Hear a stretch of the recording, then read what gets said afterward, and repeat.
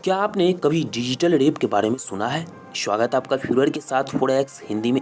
कई सारे हमारे व्यूअर्स यह सोच रहे होंगे कि डिजिटल रेप का मतलब तो सीधी तौर से मायने है कि इंटरनेट के माध्यम से रेप करना।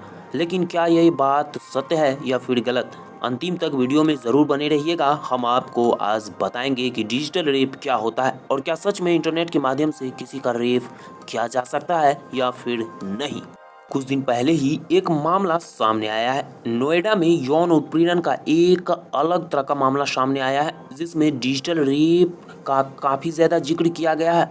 हम आपको बता दें कि इस अपराध को 2013 के आपराधिक कानून संशोधन यानी कि क्रिमिनल लॉ अमेंडमेंट 2013 के माध्यम से इसे इंडियन पिनल कोड में शामिल कर दिया है और इसे निर्भया अधिनियम के नाम से भी जानते हैं। चलिए अब जानते हैं कि डिजिटल रेप का मतलब आखिर होता क्या है। हम आपको बता दें कि डिजिटल रेप का मतलब यह नहीं होता है कि किसी लड़की या फिर किसी लड़के का शोषण इंटरनेट के माध्यम से किया जाए।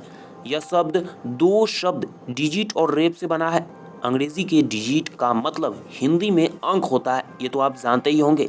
वहीं अंग्रेजी शब्दकोश के मुताबिक अंग्रेजी में ही डिजिट का मतलब उंगली, अंगूठा, पैर की उंगली या शरीर के अन्य भागों को डिजिट से ही संबोधित किया जाता है। जानकारों के मुताबिक डिजिटल रेप से जुड़ी घटनाओं में महिलाओं के प्राइवेट पार्ट्स में फिंगर्स का इस्तेमाल किया जाता है।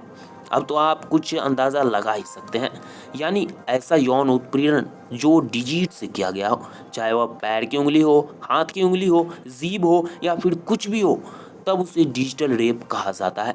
इसे ऐसे भी आप समझ सकते हैं कि किसी महिला के यौन उत्पीड़न के लिए हाथ या पैर की उंगली का उपयोग किया गया हो तो वह डिजिटल रेप माना जाएगा। सीधे तौर पर कहें तो यौन उत्पीड़न के लिए हाथ या पैर की उंगलियों का उपयोग करना शारीरिक क्रिया कहलाता है और इसे सुप्रीम कोर्ट अब रेप के दायरे में दे दिया है। चलिए अब जानते हैं कि आखिर इस अधिनियम को भारत में क्यों लाया गया था और इसे निर्भया एक्ट क्यों कहते हैं। बात साल 2012 की है। 16 दिसंबर की रात एक लड़की का रेप किया जाता है जिसकी मृत्यु हो जाती है बाद में, और उनका नाम था निर्भया। साल 2013 के बाद से ही सुप्रीम कोर्ट ने यह साफ कर दिया कि अब केवल सहवास यानी कि संबंध यदि आप किसी के साथ बनाते हैं, यानी कि सीधे तौर पर कहें तो यदि आप किसी के साथ सेक्स करते हैं, तो यहाँ तक कि बलात्कार अब बलात्कार नहीं रह चुका है। उन्होंने भली भांति बलात्कार को परिभाषित किया। उनके द्वारा कहा गया कि एक महिला की योनि, मुंह, मूत्रमार्ग या फिर गुदा में किसी भी हद तक अपने लिंग का प्रवेश कराना या उससे किसी अन्य व्यक्ति के साथ ऐसा करने के लिए कहना, या फिर यदि आप किसी महिला की योनि, मूत्रमार्ग, गुदा में किसी भी वस्तु या शरीर का कोई भी हिस्सा जो लिंग नहीं है प्रवेश करते हैं तो आपको बलात्कारी माना जाएगा।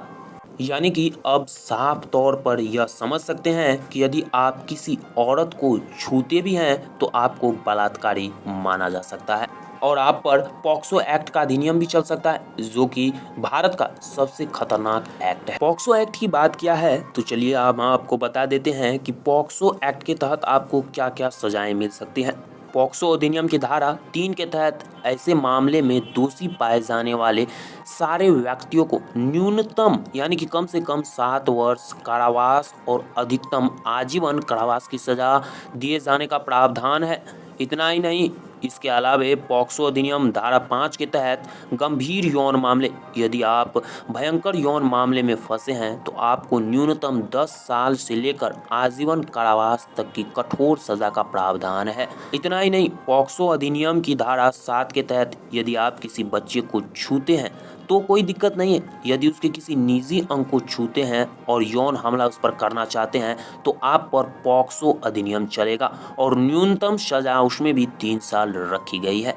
अब आप समझ सकते हैं कि पॉक्सो एक्ट आखिर क्यों किसी भी बलात्कार पर और बलात्कारी पर लगाया जाता है। तो दोस्तों, आपने डिजिटल रेप समझा या फिर नहीं, हमें कमेंट में ज़रूर बताइएगा और फॉरेक्स हिंदी को प्लीज़ सब्सक्राइब करना नहीं भूलिएगा, क्योंकि फॉरेक्स हिंदी इसी तरह की इंटरेस्टिंग वीडियोज़ आप लोगों के लिए बनाते रहता है।